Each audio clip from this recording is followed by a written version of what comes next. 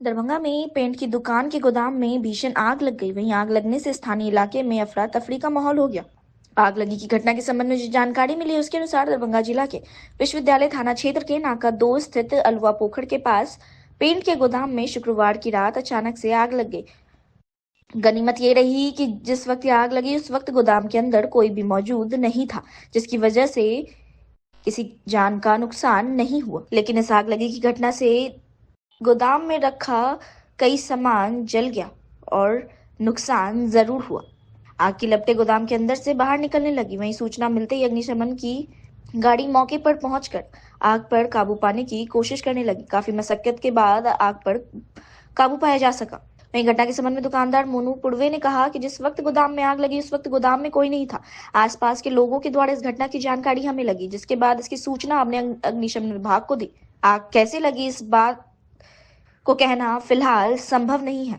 वहीं घटनास्थल पर पहुंचे बिहार अग्निशमन विभाग दरभंगा के अधिकारी अनुरुद्ध प्रसाद ने बताया कि हमें जैसे ही आग लगी की सूचना मिली, अग्निशमन की 4 गाड़ियां मौके पर पहुंचकर काबू पाने का प्रयास किया। जिस प्रकार की आग लगी थी उसे काबू करने के लिए फोम का उपयोग किया जाता है।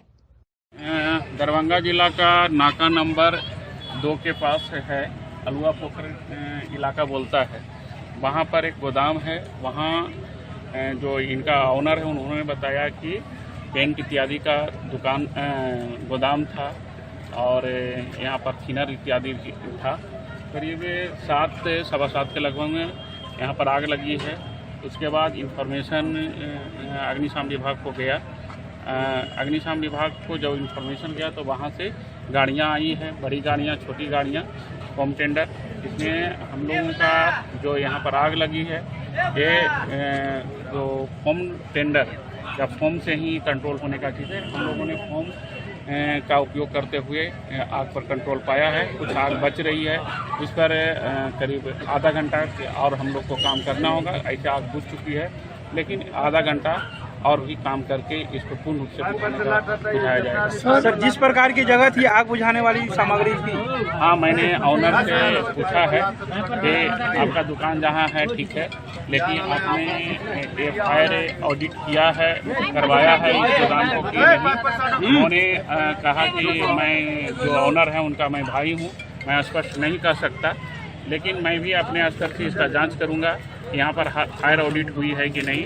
यदि फायर ऑडिट नहीं हुई है तो निश्चित रूप से इनको नोटिस दिया जाएगा। आपने स्पष्ट कहा है अभी? नहीं, वो तो मैं पहले इनको तो नोटिस दूंगा कि आपने फायर ऑडिट क्यों नहीं करवाया, और इस तरह के मैं यदि और भी जो नियम संगत होगा कार्रवाई वो हमारे तरफ से की जाएगी। ऐसा नहीं होता है कि शहर में आग लगता है तो फायर ऑडिट होता है या नहीं होता, ये तो बाद की बात है। देखे होंगे कि इधर बहुत से करीब जब यहाँ पर मैं करीब 2 साल से हूँ, तो इस स्थिति में मैंने लगातार फायर ऑडिट करवाया है और फायर ऑडिट में अनुपालन में कड़ाई से नोटिस भी दी गई है। नोटिस के बाद हम लोग प्रथम ये कर रहे हैं कि किसी भी प्रकार से ये फायर ऑडिट का जो किया गया है उसका अनुपालन करें, और उसके आधार पर नोटिस भी दी गई है। नोटिस देने के बाद बहुत सारे संस्थानों ने अनुपालन करवाया है, और ये सब चीज़ों पर हमारे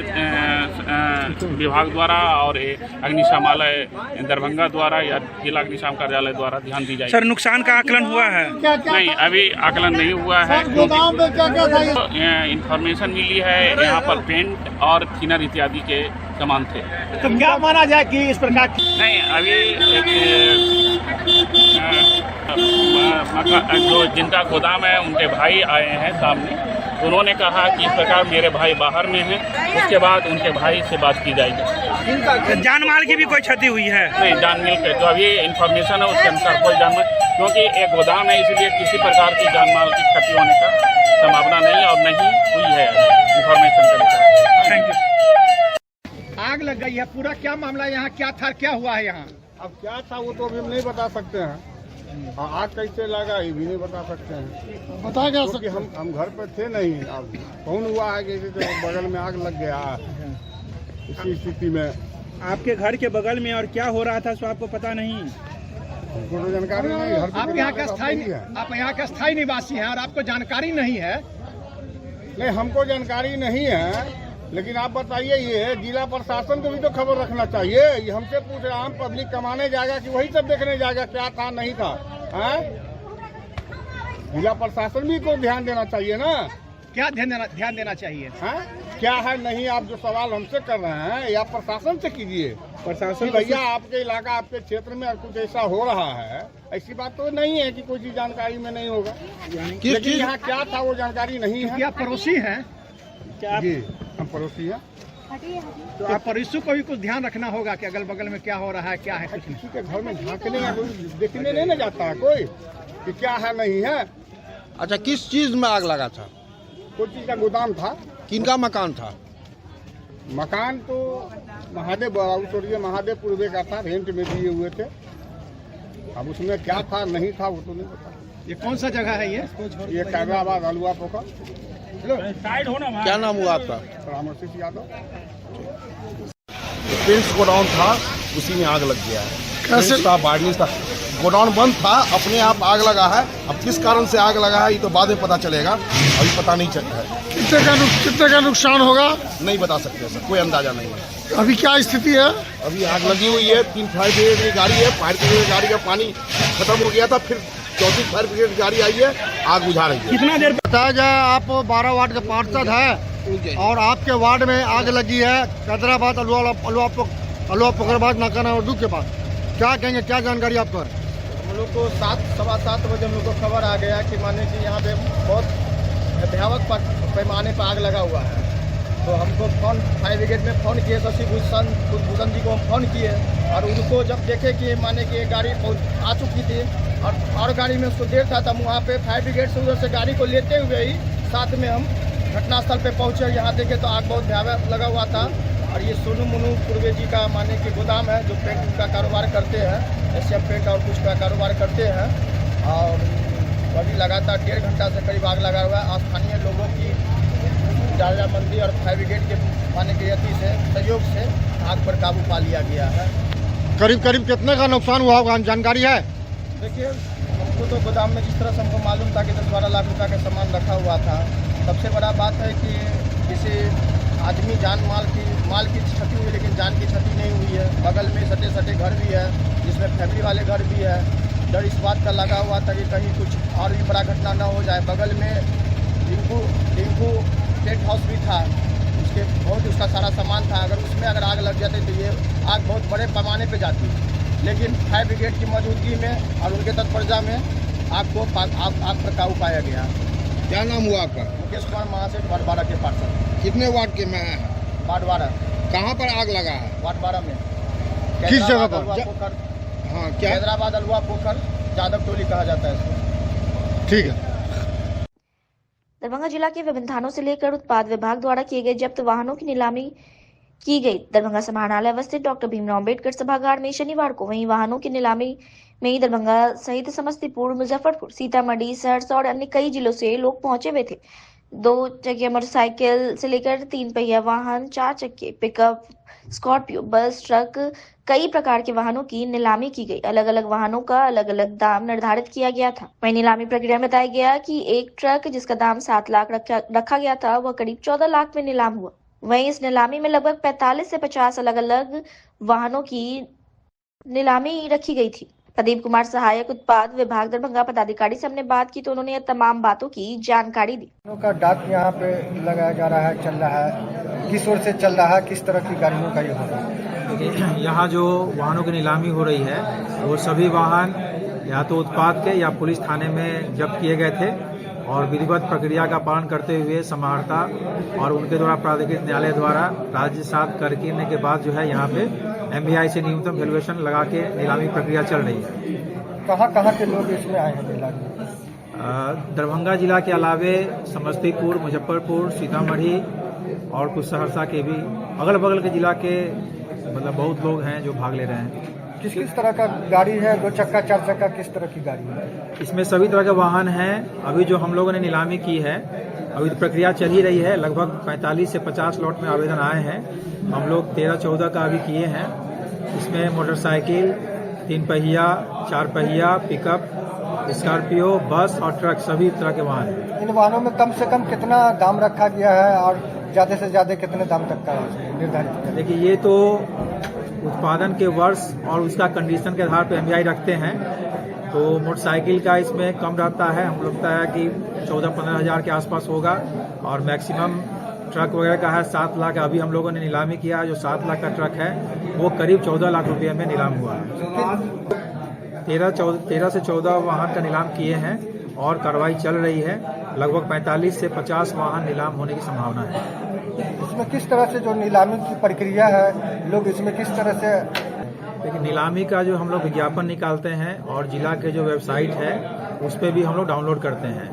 इसमें नीलामी की तिथि रहती है, उस तिथि तक जो भी व्यक्ति चाहते हैं कि हम आवेदन करें वो DD बनाकर आवेदन करते हैं, और हम लोग उसका एक लिस्टिंग करके और जिस तिथि को डाक होता है उस तिथि को डाक कराते हैं। जो गाड़ी इन लोगों को मिल जाता है तो किस तरह से हस्तांतरण किया जाता है इसका? नीलामी के बाद उनको 72 घंटे के अंदर पैसा जमा करने का निर्देश विभाग से प्राप्त है, और उन लोग चालान जमा करते हैं। चालान जमा करने के बाद जिनका राशि जमा हो जाता है उनको हम लोग एक प्रमाण पत्र देते हैं नीलामी का, और वो प्रमाण पत्र ले जाके DTO साहब के यहाँ देते हैं सभी वांछित कागजात के साथ, तभी उनके नाम से जो है उनका वाहन का हस्तांतरण होता है। जो वाहन के पहले से नंबर रहते हैं वही नंबर दिया जाएगा या कोई दूसरा नंबर इन लोगों को मिलेगा? जो बिहार के नंबर है वही नंबर मिलता है, लेकिन जो दूसरे प्रदेश के नंबर हैं उनको जो है वहाँ से चेंज करके बिहार का नंबर दिया जाता है। लगभग कितने लोग इसमें शामिल हो रहे हैं आवेदन? अभी आप देख ही रहे हैं, क्योंकि अलग अलग लॉट है, किसी में 10, किसी में 20, किसी में 40-50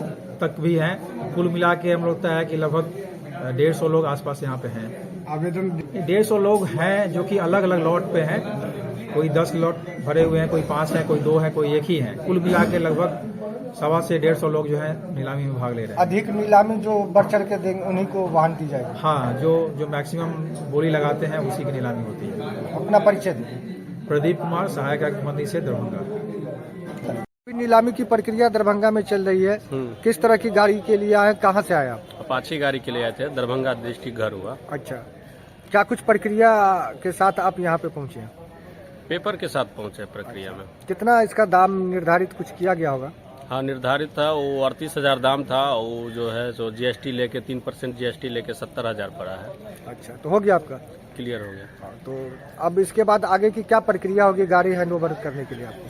हैंड ओवर करने के लिए क्या, जो पेपर दिया है उस पेपर के हिसाब से चलेंगे गाड़ी। पैसा पेड करेंगे, पेपर लेंगे। पहली बार इस प्रक्रिया में भाग ले रहा है, इससे पहले भी लिए? इससे पहले भी लिए थे। अच्छा, फिर ये गाड़ी लेके क्या करेंगे आप जो लिए हैं?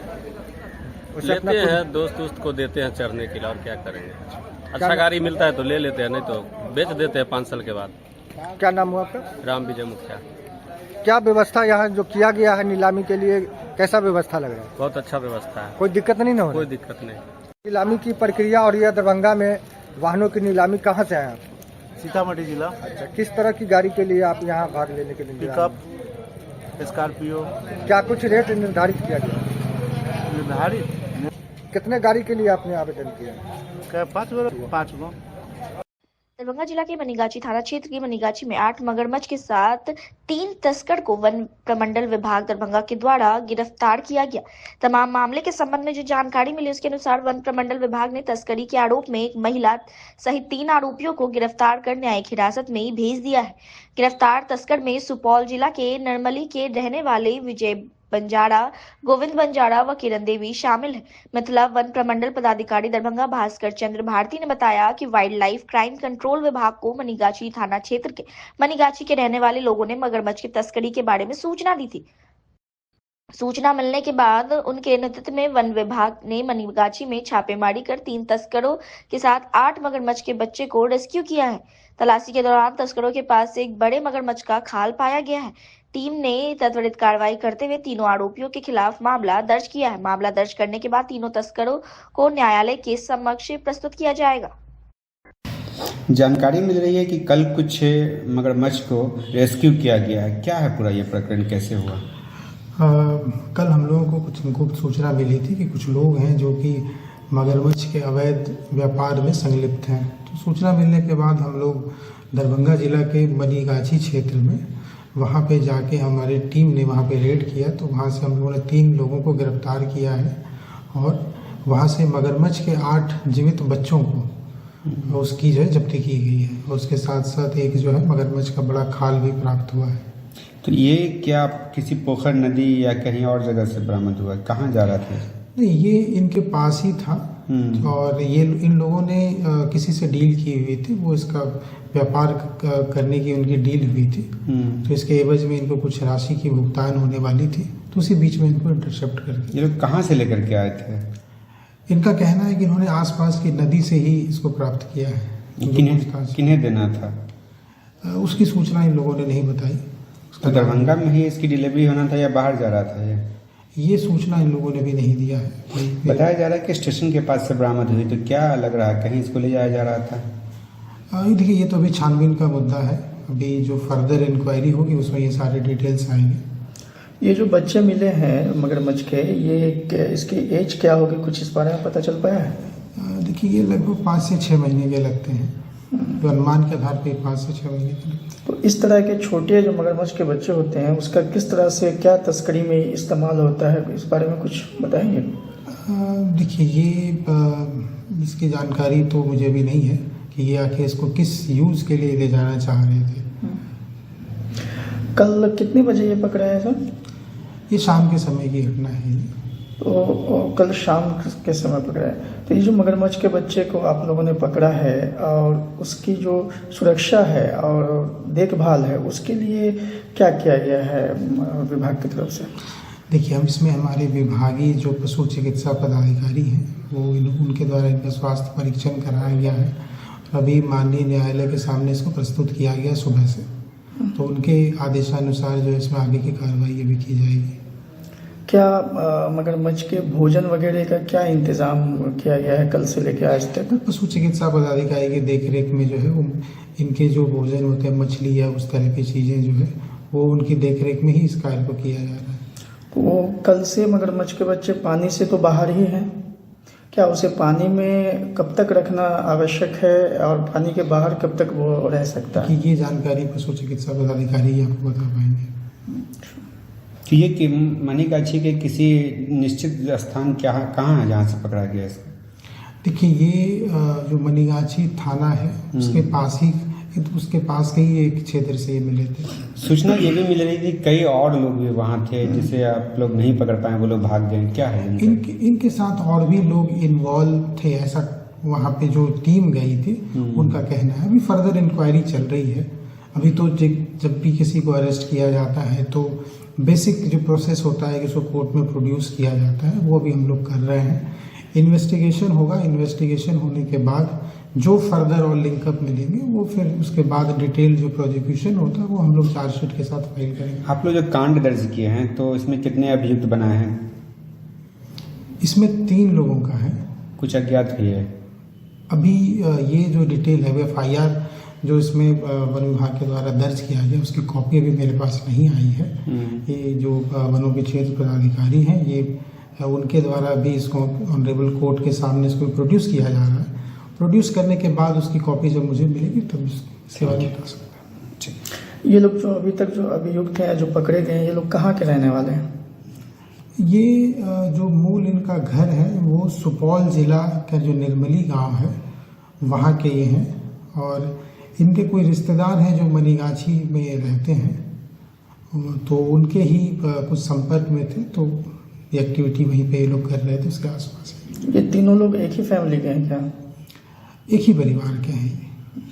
गुप्त सूचना जो आपको मिली तो किसी व्यक्ति विशेष या सामाजिक संस्थान की ओर से? नहीं, ये देखिए इसमें जो WCCB है, wild life crime control bureau, तो उसकी जो कोलकाता है उस यूनिट के द्वारा था। उनके भी कुछ पदाधिकारी जो है वो यहाँ पे इस ऑपरेशन में शामिल थे। से मनीगाछी स्टेशन के पास ला रहे और 8 मगर के बच्चों को जो साल भर से छोटे ही के होंगे उन्हें जब्त किया गया है वन विभाग दरभंगा के सहयोग से। और ये वहाँ पे कोई कर्मचारी नाम का आदमी है जो लाता है और हमेशा ये तस्करी करता है। और वहाँ पर से जो 3 तस्कर गिरफ्तार हुए हैं वो हैं गोविंद बंजारा, उनकी पत्नी किरण देवी और उनके दोनों का बेटा विजय बंजारा। ये तीनों पुलिस के ये वन विभाग के माध्यम से गिरफ्तार हुए हैं और अभी उनको मुख्य न्यायिक दंडाधिकारी दरभंगा में भी प्रस्तुत किया गया है और इसके बाद इसको जेल में भेजा जाएगा, ऐसा प्रावधान है। और ये सभी जो मगर के बच्चे हैं ये वहाँ अंडा दिए होंगे आसपास में कहीं, ये लोग उसको पकड़ लिए हैं, जब्त कर लिया और फिर ये तस्करी करते हैं, देश के बाहर भेज देते हैं। और ये मुख्य रूप से नेपाल और बिहार के भारत के जो सीमा क्षेत्र है उसमें तालाबों में या फिर जो नहर है कम पानी वाले जगहों में ये पाए जाते हैं, जहाँ पर ये आसानी से अपने शिकार को पकड़ते हैं। जैसे ये बकरे को पकड़ सकते हैं, ये गाय के बछड़ों को पकड़ लेते हैं, अगर आदमी इनकी चपेट में आ गया तो ये उन्हें भी पकड़ लेते हैं। पक्षी पकड़ के खाते हैं, मछली भी खाते हैं, ऐसा प्रतीत होता है। लेकिन ये मछली थोड़ा कम चाव से खाते हैं, मांस ज़्यादा ये पसंद करते हैं। तो ये तस्करी यहाँ खुलेआम हो रहा है, कई वर्षों से हो रहा है। इस पर प्रमंडलीय जो डीएफओ हैं, पदाधिकारी, वन पदाधिकारी हैं, उनको विशेष रुचि लेनी चाहिए और साप्ताहिक ये रूप से इन्हें विभिन्न क्षेत्रों में घूमना चाहिए। घूम करके इस तरह की जो तस्करियां हो रही हैं उस पर लगाम लगावें। ये मगर की तस्करी, सांपों की तस्करी, कछुआ की तस्करी, कुशेश्वर स्थान क्षेत्र में आप विदेशी पक्षियों की तस्करी होती है। और आप खुलेआम देखेंगे जो दरभंगा के शहर में भी या फिर दरभंगा के विभिन्न जिला के विभिन्न क्षेत्रों में आप देखेंगे कंधे पर वो बांध करके ले जाते हैं, पिंजरा बना करके, तोता, सुगा जिसे कहते हैं इस क्षेत्र में, उन सब की तस्करी खुलेआम हो रही है। अन्य पशु पक्षियों की भी तस्करी खुलेआम हो रही है। तो वन प्रमंडलीय पदाधिकारी को इस पर नज़र रखनी चाहिए, अपनी शिथिलता को चुस्ती में बदलें और इस पर कार्रवाई करके इस तरह के जो जीव हैं उसकी तस्करी को रुकवाएं। मैं सुचित कुमार चौधरी सामाजिक कार्यकर्ता हूं और भारतीय जीव जंतु कल्याण बोर्ड, मत्स्य पालन पशुपालन डेयरी मंत्रालय में मानद अधिकारी था और अभी कार्यकारी अध्यक्ष जन चेतना अभियान और आंदोलन अनुसंधान संस्थान पटना बिहार। भारत की कम्युनिस्ट पार्टी मार्क्सवादी CPIM राज्य सचिव कामरेड ललन चौधरी, राज्य सचिव मंडल सदस्य श्याम भारती, जिला सचिव अविनाश ठाकुर गुदरी स्थित CPI जिला कार्यालय प्रांगण में संयुक्त प्रेस वार्ता कर जानकारी दी कि 22 से 24 दिसंबर को प्रस्तावित राज्य सम्मेलन एवं सम्मेलन के अवसर पर 22 दिसंबर को आयोजित महारैली की सारी तैयारियां पूरी कर ली गई है। तैयारी में पूरी पार्टी में थोड़ी ताकत झोंक दी। सम्मेलन के स्थल का नामकरण कामरेड सीताराम येचुरी, सम्मेलन हॉल का नामकरण कामरेड विजयकांत ठाकुर और रैली के मंच का नामकरण कामरेड हृदय नारायण यादव के नाम पर किया गया है। सम्मेलन शुरू होने से पूर्व आयोजित रैली को CPM पोलित ब्यूरो सदस्य एवं पूर्व सांसद कामरेड A विजय राघवन, ऐतिहासिक किसान आंदोलन की चर्चित राष्ट्रीय नेता एवं पोलित ब्यूरो सदस्य डॉक्टर कामरेड अशोक धवले, केंद्रीय कमेटी सदस्य एवं राजस्थान के सांसद अमरा राम, देश के सबसे बड़े मजदूर संगठन सीटू के संयुक्त सचिव और CPI केंद्रीय कमेटी सदस्य महिला नेत्री कामरेड AR सिंधु संबोधित करेंगे। रैली के बाद झंडोत्तोलन एवं शहीद वेदी पर माल्यार्पण के बाद 3 दिवसीय सम्मेलन की कार्रवाई शुरू होगी। सम्मेलन में कुल 525 प्रतिनिधि और 50 दर्शक शामिल होंगे, जिनके रहने का इंतजाम हाउसिंग कॉलोनी स्थित 7 फेरी और लहरियासराय मिडिल स्कूल के सामने दरबार में किया गया है। 100 लाल वर्दीधारी वॉलंटियर को रैली एवं सम्मेलन में तैनात किया जाएगा। रैली की तैयारी के लिए पार्टी की ओर से लगातार 3 महीने से काम चल रहा है। लगभग 155 ब्रांच सम्मेलन और 15 लोकल सम्मेलन आयोजित किए गए हैं। सम्मेलन के मौके पर पार्टी के शहीद एवं दिवंगत नेताओं के नाम पर 16 दिसंबर से शहीद रथ निकाला गया। शहीद और दिवंगत नेताओं के गांव पहुंचकर उनके परिवार से मुलाकात की और उनके स्मारक पर माल्यार्पण के बाद दिवंगत नेताओं की पत्नियों को सम्मानित किया गया। शहीद रथ 22 दिसंबर को पूरे जिले से घूमते हुए पोलो मैदान पहुंचेगा। सम्मेलन के मौके पर रैली ऐतिहासिक होगी। रैली में बाढ़ सुखाड़ की स्थायी निदान, DMCH की कुव्यवस्था, मिथिला विश्वविद्यालय को केंद्रीय विश्वविद्यालय का दर्जा देने, जमीन, रोजगार, आशा, ममता, रसोईया, सफाई कर्मी को नियमित करने, अशोक पेपर मिल, रया सकरी चीनी मिल चालू करने आदि मुद्दों पर चर्चा की जाएगी। रैली की व्यापक तैयारी और प्रचार प्रसार की गई। रैली और सम्मेलन में जनवादी संस्कृति मोर्चा जनवादी गीत एवं आंदोलन संघर्ष से जुड़े नाटक की प्रस्तुति करेंगे। प्रतिनिधियों के लिए मेडिकल कैंप भी लगाए गए हैं। 24वें 3 दिवसीय प्रस्तावित राज्य सम्मेलन के मौके पर पूरे शहर और शहर में आने वाली ग्रामीण सड़कों को लाल झंडों से सजाया गया है। वर्ष 1998 में राज्य सम्मेलन हुए थे, उनके बाद दरभंगा जिले में राज्य सम्मेलन आयोजित किए गए हैं। प्रेस वार्ता में सीपीआई राज्य सचिव मंडल सदस्य कामरेड श्याम भारती, सीपीएम जिला सचिव अविनाश ठाकुर, मंटू थेरेंद्र मंडल शामिल थे। 24वां राज्य सम्मेलन अब निर्णायक दौर में पहुंच रहा है। पूरे जिला में जितने हमारे शहीद हैं वो की संख्या है 20 के करीब। वे तमाम लोग, उस शहीद जत्था बड़ा निकला है, समूचा जिला में वो घूम रहा है। इसके बाद उनके परिजन से मिल रहा है और वहाँ छोटी बड़ी सभा कर रहा है। जितनी हमारी 200 से ऊपर ब्रांचेज हैं उसमें मीटिंग हुई है और झंडोत्तोलन, झंडों वगैरह की कार्रवाई हुई है। बैनर वगैरह पर शहर में भी बड़े पैमाने पर होल्डिंग्स वगैरह झंडा लग रहा है। यह सब काम, प्रचार का भी काम हो रहा है। ये कार्यक्रम का मेन उद्देश्य क्या है? मेन उद्देश्य है जो हम जनता को संगठित करके, आंदोलित करके पूरे बिहार में वामपंथी शक्ति को मजबूत करेंगे, सीपीआईएम को मजबूत करेंगे, एक राजनीतिक निर्णय लेंगे और भारतीय जनता पार्टी जो इस देश की जनता का प्रमुख शत्रु है उसके खिलाफ हम संघर्ष में जाएंगे, लड़ाई के मैदान में जाएंगे। ये मुख्य बात है। जहाँ तक सवाल है इस सभा में, तो हमारे पॉलिट ब्यूरो के बड़े लीडर हैं, वो आवेंगे। हमारे लेफ्ट फ्रंट गवर्नमेंट के एक्स चेयरमैन हैं, वो आ रहे हैं। सांसद हमारे हैं राजस्थान के, वो आ रहे हैं और सीटू के लीडर भी आ रहे हैं। माने 4 नेशनल लीडर हमारे मुख्य वक्ता होंगे और पूरा सचिव मंडल हमारा उस सभा में भाग लेगा और वो बड़ी एक सभा हम लोग पढ़ेंगे। लोग भारी संख्या में आवे। कितने लोग होंगे लगभग सर? कितने आसपास कितना मिला? नियर टू 10,000 लोग। 10,000 लोग। कितने बजे से कार्यक्रम रखा गया, कहाँ रखा गया? घोषणा हम लोगों ने किया है 10 बजे से। 10 बजे लोगों को कहा है, लेकिन 12 के बाद 12:30 में शुरू होगा। क्या सरकार से कुछ अपनी मांगे भी रखेंगे? जी, अपनी मांग है। क्या बिहार का मांग है, बिहार दरभंगा का मुख्य रूप से हम लोगों ने टारगेट किया है। इसके उद्योग को तो चालू करो, बंद को, तमाम चीनी मिल को बंद करो, अशोक पेपर मिल जो है उसको चालू करो। हम यूनिवर्सिटी के बारे में कहा है, इसको जो बौद्धिक सेंटर रहा है बिहार का, उसको सेंट्रल यूनिवर्सिटी बनाओ। ये कुछ मांगे हैं हमारी। रेल का विस्तार करो, यातायात का विस्तार हो। दरभंगा की जो स्थिति है, अब पूरा आप देख लीजिए, जो जाम का भी हम लोग आए, हम तो आए तो 2 घंटा हमको उसमें रहना पड़ा। ये है जो आप दरभंगा को कहाँ छोड़िए, कौन विकास है दरभंगा का? उद्योग भी दरभंगा कहाँ चला गया उनका? ये जो कृषि रोड मैप, जल प्रबंधन कहाँ चला गया? समूचा बड़ा हिस्सा पानी में डूब गया, कोसी का पश्चिमी हिस्सा टूट गया। ये सरकार क्या कर रही है? एक काम बताइए ना, जो कहीं हो इस रूप में काम करती हो और दिखता हो।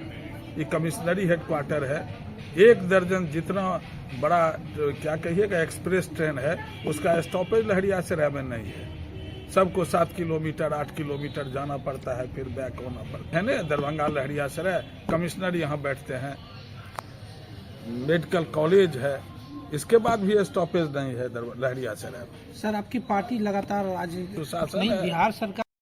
मीडिया कोऑर्डिनेटर सुमित कुमार राय ने प्रेस विज्ञप्ति जारी करते हुए कहा, T30 बल्हा SH से तारसों के बीच निर्माणाधीन पुल में अनियमितता की जानकारी पाकर समाजसेवी त्रिभुवन कुमार सहित टीम बल्हा तरसों सड़क पर पहुंचे। समाजसेवी त्रिभुवन कुमार ने कहा, कुशेश्वर स्थान विधानसभा क्षेत्र में काम करने से पहले सभी संवेदक को समझ लेना चाहिए कि कुशेश्वर स्थान क्षेत्र में जनताओं का राज है, जहां सिस्टम में काम करना पड़ता है। सिर्फ एक पुल 3 करोड़ 37 लाख से अधिक लगातार से बनाना है। उतना ही नहीं, ऐसा 6 पुल और पूरे गुणवत्तापूर्ण सड़क बनना है। फिर भी इतना घटिया पिंचिंग और मौत का कुआं नाम डायवर्सन से काफी दुखी हूँ। आक्रोशित ग्रामीणों के साथ संबंधित जूनियर इंजीनियर व संवेदन का पुतला दहन करते हुए दूरभाष पर संपर्क कर निर्माणाधीन स्थल पर किया और जल्द सही करने का सुझाव दिया है। वहीं स्थानीय समाजसेवी जीवच मुखिया ने कहा, जब से निर्माण कार्य प्रारंभ हुआ है तब से लगातार जूनियर इंजीनियर और संवेदक को सही से निर्माण करने को कह रहे थे। सही से काम करने के बजाय जूनियर इंजीनियर धमकी देकर कहा मेरी मर्जी जैसा काम कराए, जिस वजह से स्थानीय लोगों में काफी आक्रोश है। वहीं सागर मुखिया ने कहा कि संवेदक कई दलाल को पाल कर रखे थे, जिस दम पर मनमानी की गई है, जिसके विरुद्ध अभी पुतला दहन किया गया है। वहीं छात्र नेता दिलखुश कुमार व दिलीप कुमार ने कहा, अब इस मार्ग पर यह छोटा सा आंदोलन एक ट्रेलर है, बाकी फिल्म बाकी है। अगर सभी 6 पुल का निर्माण एस्टीमेट और नियम की अनुकूल नहीं किया गया तो सभी अधिकारी के विरुद्ध आंदोलन प्रदर्शन के उपरांत आवेदन जल्द दिया जाएगा। जीवत मुखिया सागर कुमार, दिनेश मुखिया, अशोक शाह, राम उदित मुखिया, राम बाबू यादव, वकील मकेश्वर सदा, दिलीप सदा, नंदन सदा, मनोज सदा, मगनू मुखिया सहित सैकड़ों जनता उपस्थित थी। पत्रकार महोदय कहाँ है बाबा आगे गए हैं। संजय भैया पत्रकार महोदय हैं, बताइए आप ऐसा रोड देखे हैं? कभी नहीं। ये बताइए, ये तो हम लोग बच्चा में जो गुल्ली डंडा खेलते थे, क्या कहते हैं, लेकर गिट्टी लेकर के वो खेल रहे हैं। ये बताइए कौन तरीका हुआ? आने दीजिए जय साहब, अगर इस बात से नुकर जाते हैं तो फिर दिक्कत है। तब हम लोग आंदोलन को लगातार जारी रखना है। 15 मिनट का टाइम लिए हैं, 15 मिनट में नहीं आते हैं तो फिर इस पर बड़ी कार्रवाई होगा। विभाग के प्रमुख सचिव दीपक कुमार सिंह तक सिस्टम हिला सकते हैं। और तो आप तो जान रहे हैं ना, आप ही के सामने मैंने तमाम पत्रकार बंधु के सामने में प्रेस कॉन्फ्रेंस में हम कहे थे ना कि कुछ ऐसा राजस्थान विधानसभा में जिनको भी काम करना है वो सिस्टम के नीचे में काम करे, सिस्टम से ज्यादा ऊपर जाने की कोशिश करेंगे तो नीचे से छपेट देंगे, कहे थे ना। और आज देख लीजिए, लड़ाई की वजह से अपने आप के अंडरवर्ल्ड का डॉन समझ रहे थे बिट्टू सिंह सत्तीघाट राजघाट मार्ग हवा लाने चल गया ना। और इनका जैसा संवेदक जेई को हम लोग आगे पीछे घुमाते रहते हैं। अभी दूध का दूध, पानी के पानी करेंगे। गलती हुआ तो माफी मांगे, नहीं तो हम लोग जो है सो आज यहाँ से आंदोलन जो चालू हुआ है ये बंद होने वाले नहीं है जब तक हम लोगों की जनताओं की जो मांग है, हमारी जो समस्या में गड़बड़ियां किया है उससे अधिकारी पर कार्रवाई होना चाहिए और संवेदक को डिवार करना चाहिए। एक अच्छे बेहतर संवेदक को दिया जाए। अभी हम आपको दिखाते हैं, चलिए क्या हुआ। 21 दिसंबर को रामबाग स्थित द फाउंडेशन एकेडमी में वार्षिक खेलकूद प्रतियोगिता का आयोजन किया गया। महिला प्रौद्योगिकी संस्था के पूर्व निदेशक डॉक्टर ब्रजमोहन मिश्रा ने मुख्य अतिथि के रूप में छात्र छात्राओं को संबोधित करते हुए कहा कि खेलकूद स्वस्थ शरीर और मन के लिए काफी आवश्यक है। इस तरह की गतिविधियां बच्चों के सर्वांगीण विकास में महत्वपूर्ण भूमिका निभाती है। अलग अलग श्रेणियों में लगभग 28 से 30 तरह की प्रतियोगिता का आयोजन किया गया। कोन बैलेंस जूनियर ग्रुप में अनय पुरवे, दृष्टि अभिलाषी रोशन कुमार ने प्रथम स्थान, द्वितीय और तृतीय स्थान प्राप्त किए। 60 मीटर की रेस में आकाश कुमार, लिनिशा कश्यप, वैभव कुमार झा ने पदक जीता। लड़कों की कबड्डी प्रतियोगिता का भी आयोजन किया गया। नर्सरी से लेकर 6ठी कक्षा के छात्र छात्राओं की इंटर हाउस प्रतियोगिता में रेड हाउस ने बाजी मारी। पुरस्कार वितरण समारोह में स्कूल के अध्यक्ष डॉक्टर लाल मोहन झा ने अपने संबोधन में कहा कि जीवन के विषम परिस्थितियों से खेलकूद जूझना सिखाता है। विद्यालय के ट्रस्टी डॉक्टर विशाल गौरव ने कहा कि खेल सिर्फ हमें जीत ही नहीं बल्कि हारने के उपरांत उसे अंतिम पड़ाव तक खत्म करना सिखाता है। स्कूल की निदेशिका सुगंधा चौधरी ने कहा कि शारीरिक एवं मानसिक क्षमता को बढ़ाने में खेलकूद का बहुत ही अधिक महत्व है। दरभंगा जूनियर पब्लिक स्कूल की प्राचार्य शालिनी कुमारी ने कहा कि खेलकूद के द्वारा ही हम नेतृत्व और आत्मविश्वास सीखते हैं। विद्यालय की प्राचार्य मंजरी कुमारी ने अपने संबोधन में कहा कि खेलकूद न सिर्फ हमारा शारीरिक और मानसिक विकास करता है अपितु यह हमारे आत्मविश्वास और समायोजन को भी बढ़ावा देता है। जो आपको ट्रेन कर रहे हैं और जो आपके टीचर्स जो उसमें आपको इंकरेज कर रहे हैं वो देखने लायक चीज है। जो उत्साह आपको उन्होंने भरा है, आप हमारे और आपके यहाँ जो टीचर हैं उनका जो मैंने देखा है तो मुझे लगा कि जैसा सुगंधा मैम कह रही थी कि हमारे सारे टीचरों का जो बचपन है वो निखर करके आ गया है स्पोर्ट्स में। सब टीचर्स कम और बच्चे ज्यादा लग रहे हैं। तो ये इस स्पोर्ट्स की खूबसूरती होती है। आपको ये स्पोर्ट्स के लिए हम सब हमेशा प्रयत्नशील रहते हैं कि आपको मौका मिले, आपको क्लास में जब आपका क्लास है उसमें भी स्पोर्ट्स की घंटी हो, आप खेलें। और यही नहीं, आपके चीफ गेस्ट उन्होंने अपने बच्चों को भी अपने से भी ज्यादा बड़ा बनाया है। इनके एक बच्चे जो है का सबसे बड़ा इंस्टीट्यूट होता है आईटी, उसके विद्यार्थी रहे हैं। बेटी उनकी डॉक्टर है, एक इंजीनियर है जो अमेरिका में है। सब कोई ये समझिए कि स्पोर्ट्स, जैसा विशाल जी ने कहा कि ये अलग नहीं है, एक्स्ट्रा करिकुलर नहीं है, ये को करिकुलर है, करिकुलम के साथ चलता है। जो आपकी पढ़ाई लिखाई होती है उसका ये एक पार्ट है खेलकूद। मैं बहुत समय नहीं लेना। He is founder of this school. In better words, I can say he made it called Malviya of Darbhanga because he has given the best institute where best teachings, best other facilities are provided. Director in general, Mr. Vishal Gaurav, a dazzling personality of Darbhanga, Ma'am Sugandha Ma'am, Director of this campus, Principal Salvi ji, And Manjari ji, my friend from media. and student, the future of this nation. I have been invited here on the Sports Day annual function. This sports has many importance for the mental health and physical health also. In the rising ages, it helps in controlling blood pressure, heart diseases and other such diseases. I think the students participated in this should not be hesitated that he could not get first, second or third prize. Failures are said to be the pillars of the success. You tried your best. I don't think you are less than any person who participated here in the different types of sports. आज the foundation academy का हम लोगों का annual sports day था। ये foundation academy असल में sister concern है यहाँ के दरभंगा पब्लिक स्कूल की और दरभंगा जूनियर पब्लिक स्कूल जो आईसीएसई एफिलिएटेड है, इसी का सिस्टर कंसर्न के रूप में इंस्टीट्यूशन की शुरुआत हुई है। ये सीबीएसई करिकुलम फॉलो करता है। डॉक्टर ब्रजमोहन मिश्रा जो कि चीफ गेस्ट थे आज हमारे, वो आए थे इस बच्चों को आशीर्वाद देने के लिए और उनकी हौसला अफजाई के लिए हम लोग आमंत्रित किया था उनको। स्पोर्ट्स हम लोगों के करिकुलम का एक इंटीग्रल हिस्सा रहता है। हम लोगों का बहुत शिद्दत के साथ इस बात को मानना है कि स्पोर्ट्स जो है वो एक्स्ट्रा करिकुलर नहीं है, वो को करिकुलर है, यानी कि हमारे पाठ्यक्रम का एक अभिन्न हिस्सा होना चाहिए। क्योंकि स्पोर्ट्स में बहुत सारी ऐसी चीजें होती हैं जो कि हम लाख कोशिश के बावजूद पढ़ाई के माध्यम से नहीं बच्चों को सिखा सकते हैं। मैं छोटा सा एक उदाहरण दे रहा हूं कि पढ़ाई जो है वो बड़ी इंडिविजुअलिस्टिक एक्टिविटी, यानी कि हर एक व्यक्ति पढ़ाई अकेला करता है या करती है, लेकिन जो जीवन है उसमें कामयाब होने के लिए आपको कोऑर्डिनेशन, सामंजस्य और समाज के साथ अपने कदम को साथ चलाने की और साथ स्थापित करने की क्षमता आप में होनी चाहिए। इसीलिए स्पोर्ट्स और जो दूसरे इस तरह के एक्टिविटीज होते हैं, ये हमको कहीं न कहीं इनडायरेक्ट ट्रेनिंग देता है कि हम लोग टीम के साथ काम करना, एक ग्रुप में काम करना, लोगों के साथ सामंजस्य स्थापित करना, हार को बर्दाश्त करना और जब हार निश्चित हो तब भी लाइन को आखिरी तक फिनिश करना। ये सब चीजें जो है वो स्पोर्ट्स हमको सिखाती है और इसीलिए हम लोगों के स्कूल में इसका एक बहुत महत्वपूर्ण स्थान है। प्राइज डिस्ट्रीब्यूशन भी होगा कितने?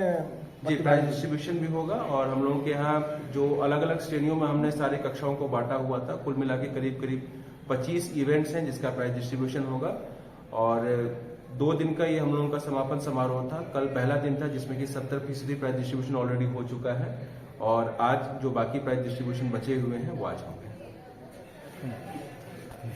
हमारे स्कूल में एनुअल स्पोर्ट्स मीट ऑर्गेनाइज हो रहा है, जिसमें कि 3 अलग अलग कैटेगरीज में 10 से अधिक तरह के प्रतियोगिताओं का आयोजन किया जा रहा है।